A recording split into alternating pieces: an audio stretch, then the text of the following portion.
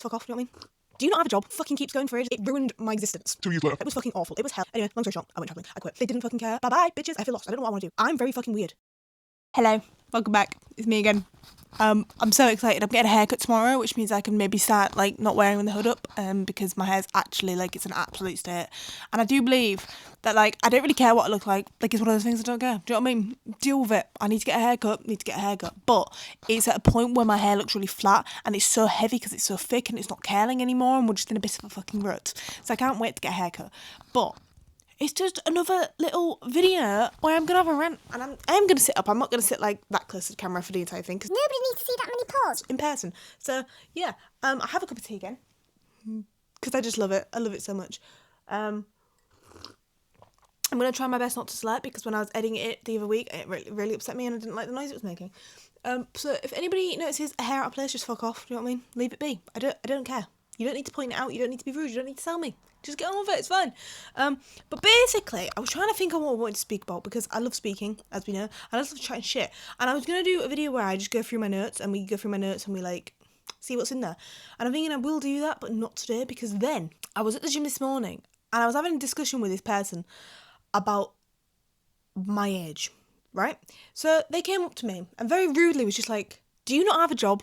And I was like, sorry, who the fuck are you? And why are you asking me that? It's none of your business. And then they were like, well, you're here at the same time every morning. And I was like, well, surely you're here at the same time every morning too. Do you know what I mean? You're also here. So then, anyway, long story short, I chat a lot of shit, don't I? So we ended up having a conversation. I was talking to this person and I was like, yeah, well, no, not at the minute. Don't have a job. I don't. And I just got imposter syndrome. I felt very much out. I'm very fortunate to be in a place where I don't need to have a job right now. I'm in a very fortunate position where I can take a couple of months off working and I can still cover my rent and I can just feel a bit free. And I feel in your 20s, you should be able to take time to do that, and a lot of people can't take time to do that, and that's why people get sad and upset and depressed, and they live a really stressed life.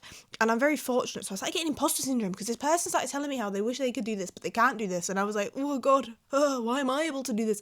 And then I started feeling really awkward, and I don't want to feel awkward about it, so I thought I'm going to speak about it, because what can happen if I speak about it? Nothing. I'm just saying it out loud and seeing what happens.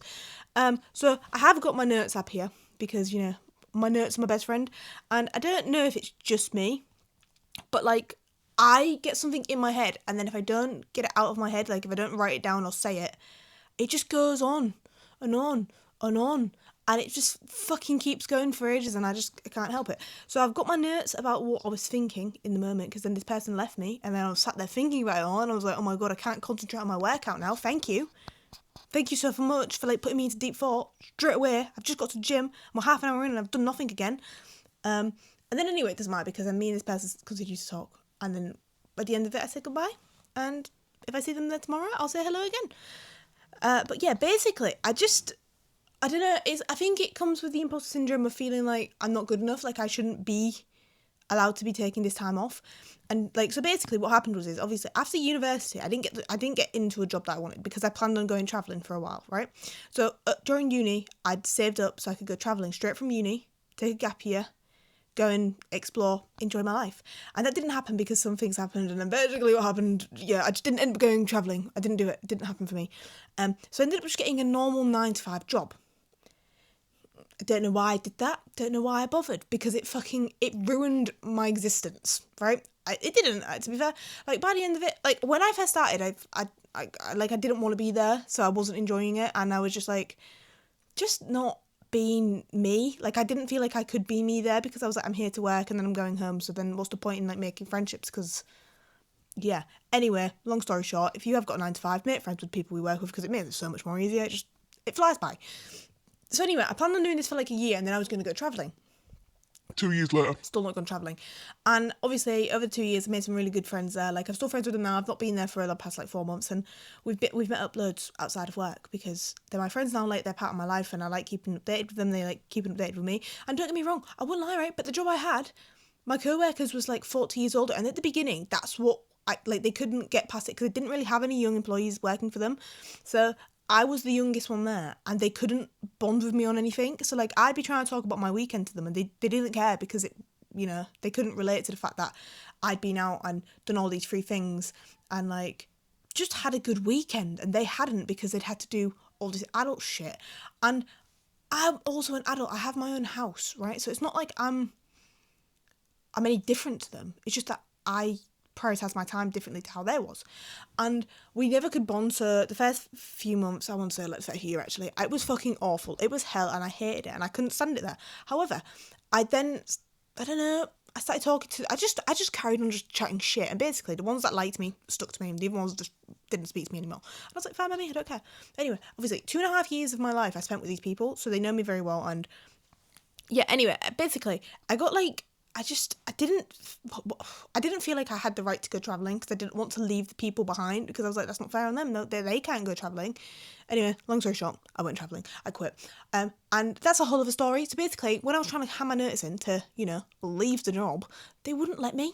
She was like, no, you can't do that. And I was like, sorry. She was like, yeah. So I basically went to them and was like, right, I just want to go travelling for 2-3 months. I was like, and then if you want, I'll come back and work for you, so you're not losing any staff, because they'd been losing staff fucking loads. Like, we'd lost so many staff who was overworked fuck, and I thought, they're not going to want to lose me because I'm a good worker. They didn't care. They didn't fucking care. And that's when the realisation hit me, like, I'm just a worker to them. I'm just another number. I'm just another product on their screen. They don't need me. And I didn't like that realisation. It made me feel a bit shit. So I thought, you know what I'm going to do? I'm going to hand my notice in. Bye-bye, bitches. I don't need you. I'm here just because I want the money, not because I'm fucking here for friendships. And I then proceeded to hand my notice in, and then she was really annoyed at me. My manager was like, and then she didn't speak to me for days. But do I care? Do I look like I care? Because I don't fucking care. I didn't care. It didn't bother me. It was one of those things where I was like, well, it's happened now. Do you know what I mean? Like, I'll move on. And I did move on. And anyway, I went travelling, did all my travelling. And then when I came home, I didn't want to get a job straight away because I thought, I don't need it. It's not something that's going to affect me long term, realistically. Like, I can afford to take a few months off work. So that's what I've done. And honestly, it's made me feel so free. Like, I feel so much more free. Like, in that job, I just felt so, like, down, just not myself. Like, the weekends was great, but then during the week, I just would, like, go to the gym, go home, eat, go to bed. And it was just fucking cycling. I hated every second of it, and I didn't feel like me. And the second that I've not done that, I feel so much more me. I feel so much more alive, and I just enjoy floating around at the minute. But that also comes with feeling lost. I feel lost. I don't know what I want to do, because I don't want to go back into that job. I don't want to go back into that line of work. I also don't really want to do the classic 9 till 5. And I just would love to start my own business and do what everybody wants to do. Just live their life on their own terms. But I'm going to have to find a 9 to 5 job soon enough. Or just find a job, just something, part-time, just to keep me floating, because I have to pay rent. I have rent money. To be fair, I could afford not to work for a little bit longer, but I'm bored. I get very bored. I'm very bored easily. So yeah, but anyway, it comes with feeling lost. And when I'm feeling lost, I just start feeling a bit like I don't know what to do. And I feel like this is the whole thing that I wanted to speak about, right? Because when I was speaking to the person in the gym this morning, they were saying, like, how do you cope with, like, when you feel a bit like you don't know what you want to do? And I was like, I don't. And that's not very good, is it? Like, I probably should, cope with it a bit better than I do. I don't know if anybody else gets this right, but I'm convinced I've got ADHD or something. I'm on the spectrum of some sorts. My sister's got ADHD. She got diagnosed with it last week, and I thought, maybe I should get tested for it. I don't know. Maybe I should. Maybe I shouldn't. I don't know. Who knows? But honestly, I don't know what I'd do if I was filming this video and the window cleaner started cleaning my windows. I'd feel very fucking awkward. I'd be like, I'd have to go draw the curtains. I'd have to shut the curtains. I'd have to do something. Anyway, never mind, you know what I mean? I don't even have a window cleaner, so I'd be more concerned if the window cleaner started cleaning the fucking windows. I'd be like, what are you doing, pal? I'm not paying you. I didn't pay you to do this, you know what I mean? Like, go away. Bye, go away, bye. Where was that? What was I fucking on about? Don't know. Oh, what happens to me when I don't know what I'm doing with myself, right? So I go into this, like, lockdown and I can't speak. I just don't want to speak to anybody, and I, like, shut myself off. And I was doing some research into it, and it is, like, I can't remember what it's called. It's something. It's called some name. But and I think that's what I go into, because I just struggle to, like, deal with it. And I don't think there's anything wrong in, like, admitting that you're struggling to do something.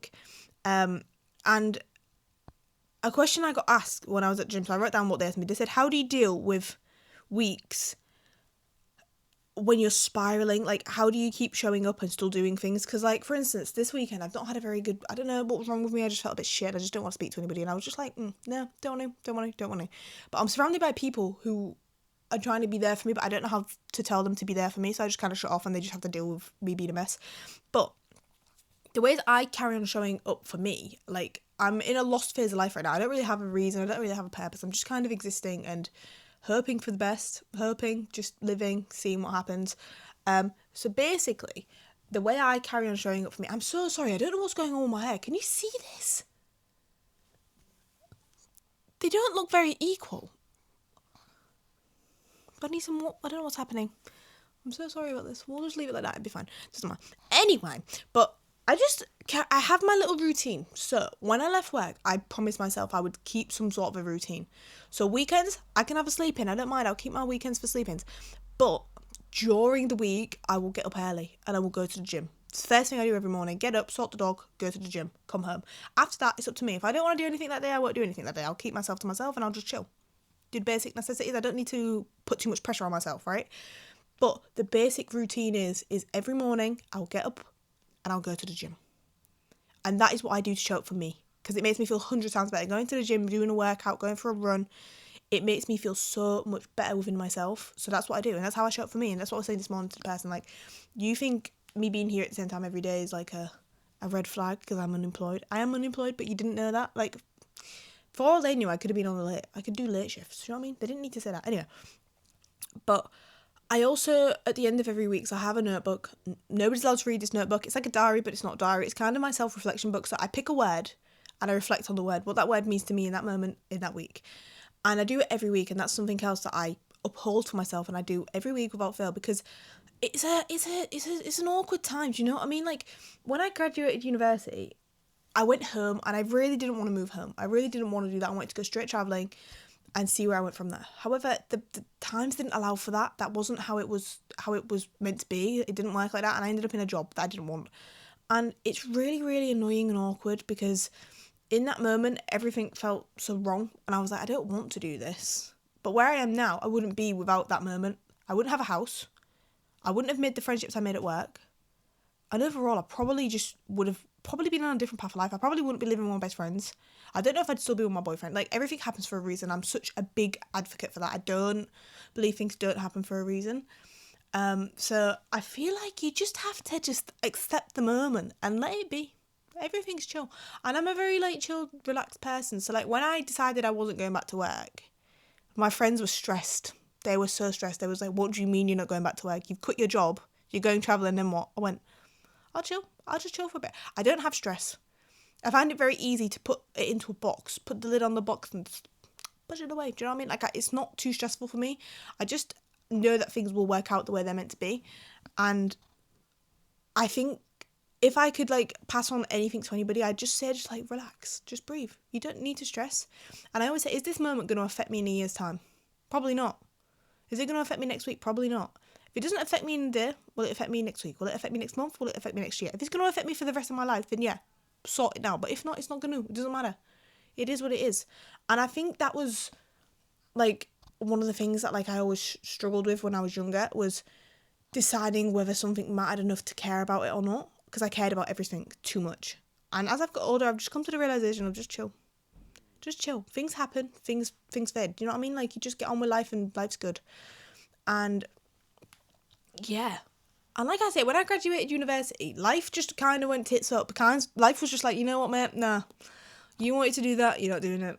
Adios. Bon voyage. See you in another life.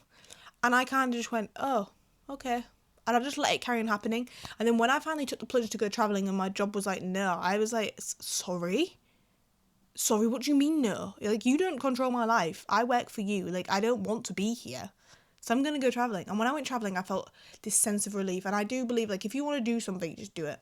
Don't let anybody else stop you. Just do it. Because at the end of the day, it's your life. And in 20 years, do I want to tell my grandkids the stories of me travelling or the stories of me working a 9 to 5?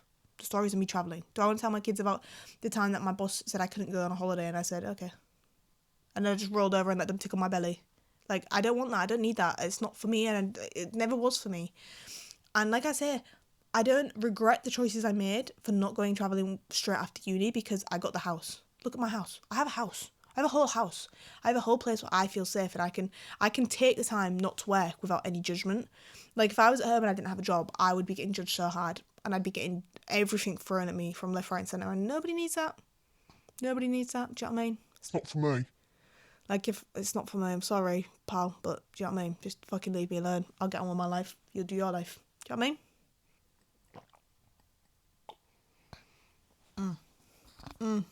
And something else I was talking about. So at the gym, when this person just fucking, came up to me and tried to insult me and tell me I was unemployed and, Anyway, we're friends now, so yeah, I made a friend. That's what I'm going to talk about. Friends. How hard is it to make friends in your 20s? Fucking difficult. Do you know what I mean? It's fucking awful. It's the worst part, I think, about being in your 20s. I was joking the other day and saying how my dog makes friends easier than me. Like, she sniffs the butt and she's got a friend, and I thought, what if I start sniffing butts and make friends? Do you know what I mean? But it's not going to work like that because I'm a human and I'm not a dog, and it's not going to work like that.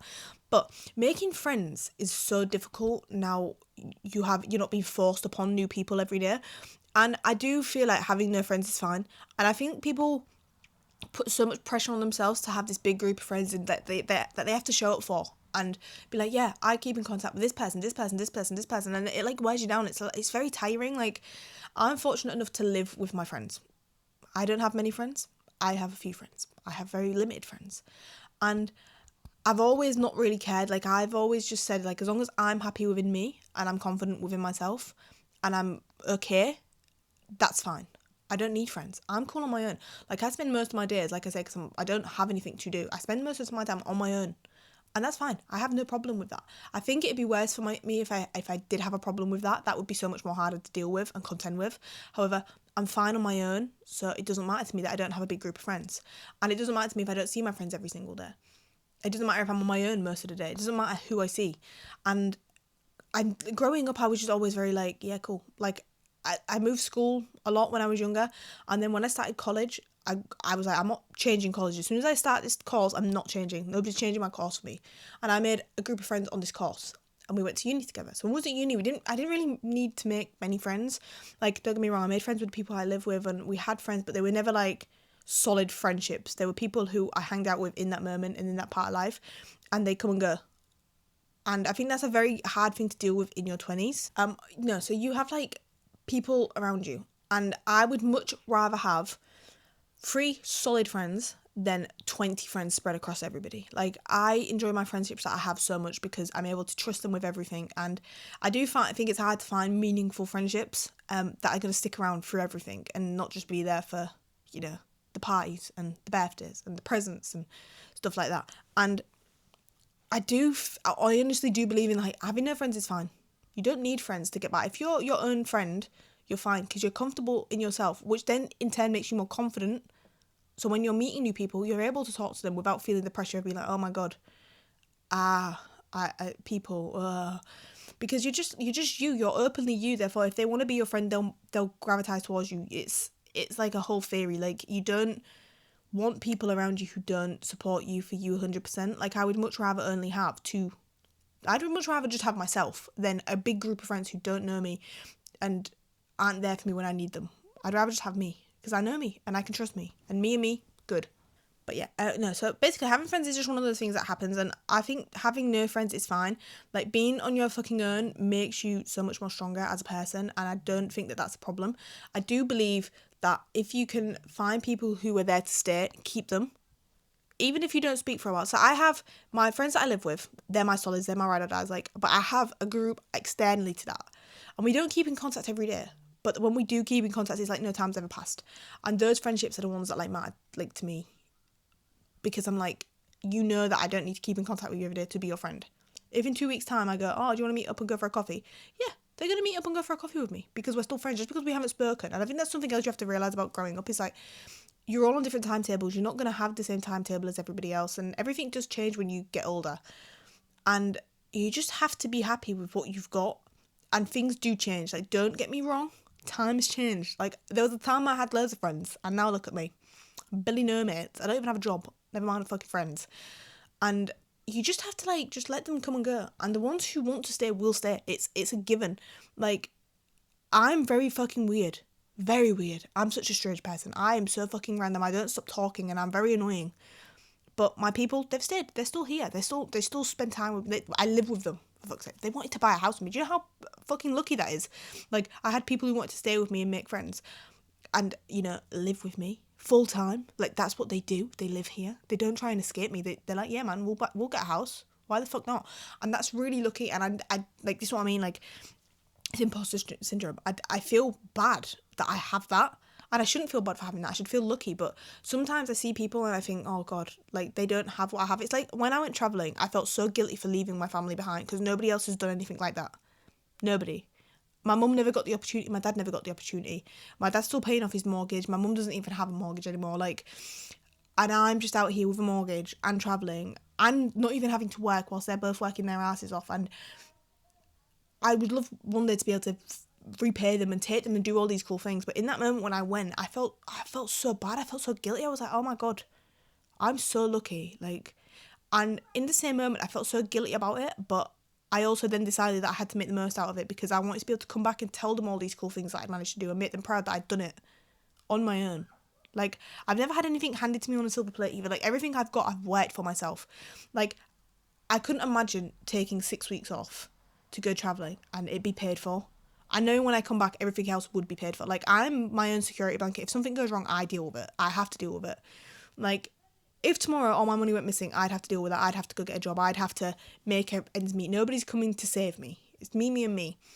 And that's a scary thought that at any given moment, everything could change. But I'm a big believer in everything just happened for a reason. So if it happened, I would deal with it. I know I could, and I back myself that I would look after myself and put myself first in that situation. But I don't know, it's just a weird situation. And I don't really know what I'm talking about anymore. I can't lie to you. Like, I feel like I'm just rambling on about imposter syndrome.